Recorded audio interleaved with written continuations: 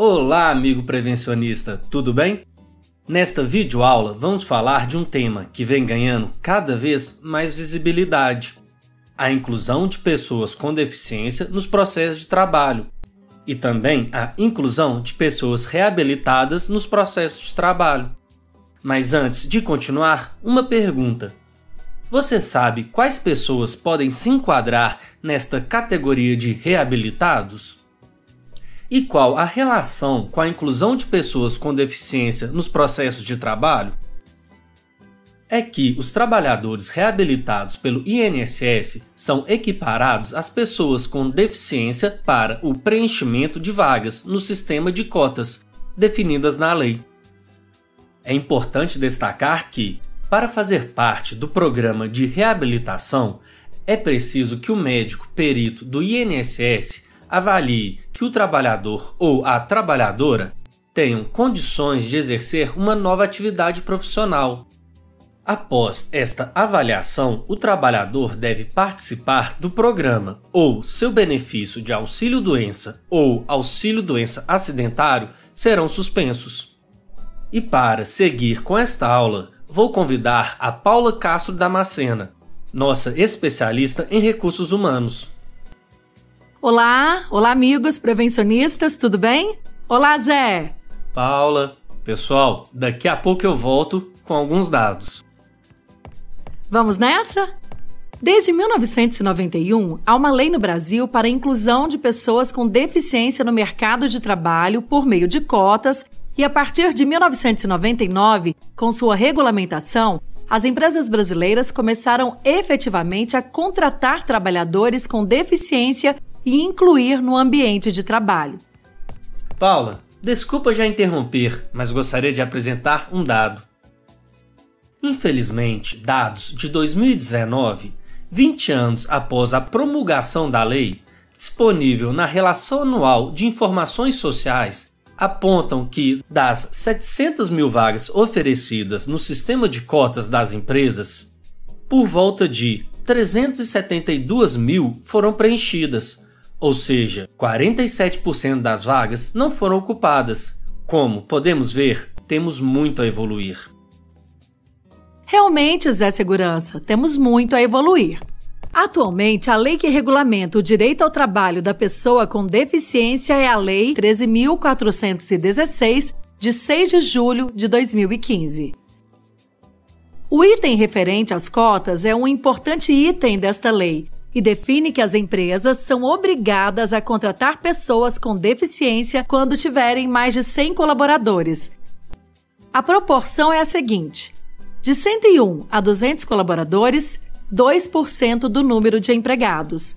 De 201 a 500 colaboradores, 3% do número de empregados.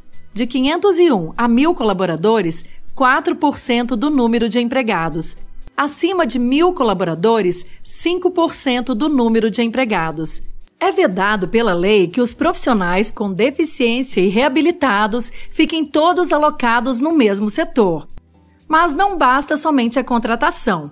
É preciso que se ofereça condições para realizar suas atividades e um clima apropriado para o trabalhador ser bem recebido na empresa e no setor que irá trabalhar. E isso deve ser providenciado desde o momento da entrevista.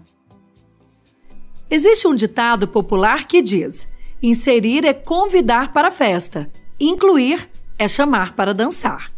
É fundamental que a empresa esteja empenhada efetivamente em incluir funcionários PCDs e reabilitados em seu quadro de trabalhadores. Como parte da responsabilidade social da empresa, ela deve proporcionar uma inclusão ampla, uma inclusão responsável, que possa provocar uma mudança de comportamento em toda a comunidade. E como vimos, para alcançar este objetivo, os cuidados devem começar já no processo seletivo, onde devem ser considerados alguns aspectos. Entrevista. A seleção deve ser igual para todos, adequando-se apenas em função da deficiência apresentadas. Análises das competências. Devem ser feitas todas as análises das competências do candidato. Não se trata somente de cobrir cotas obrigatórias, mas sim selecionar o profissional que fará a diferença trabalhando para a empresa. Análises das capacidades. Deve-se levar em conta o tipo de deficiência do candidato para adequá-lo ao trabalho certo. Após as contratações, os cuidados continuam, pois, como vimos, incluir vai muito além de apenas contratar. Requer um preparo, uma organização interna da empresa, para que sejam alcançados os resultados desejados. Que tal algumas dicas para alcançar este objetivo? Conheça a aceitação e possíveis rejeições da equipe aos trabalhadores PCD. As maiores adaptações não são as dos espaços físicos e ferramentas de trabalho. Sabemos que elas são importantes. No entanto, as adaptações relacionadas a questões comportamentais são mais complexas de serem desenvolvidas. A verdade é que a grande maioria da população brasileira não teve a oportunidade de conviver com as diferenças, e assim os colaboradores podem se sentir inconfortáveis em receber o novo colega de trabalho PCD. O RH, em parceria com outros setores da empresa, deve analisar o nível de conhecimento e aceitação de cada colaborador em relação aos trabalhadores PCDs e, se necessário, organizar treinamentos e campanhas de sensibilização. Uma importante observação é que nem sempre a dificuldade em relacionar com colegas de trabalho com deficiência ou reabilitado vem do preconceito, mas sim da falta de vivência. O líder deve buscar conhecer as vontades do trabalhador PCD em relação à sua deficiência. Um exemplo é saber em quais situações gostaria de receber apoio e em quais não, e, se autorizado, comunicar seus colegas, preferencialmente em particular. Pode ser preciso que alguns colaboradores tenham que se adequar, modificar processos ou a disposição do ambiente de trabalho. Mas se isso for feito respeitando as necessidades e integrando a equipe, será possível tornar a experiência atrativa e valiosa para todos. A empresa deve deixar claro que não admite preconceitos. Os colaboradores não podem se referir às pessoas com deficiência com adjetivo, apelido ou expressão pejorativa mesmo sem sua presença.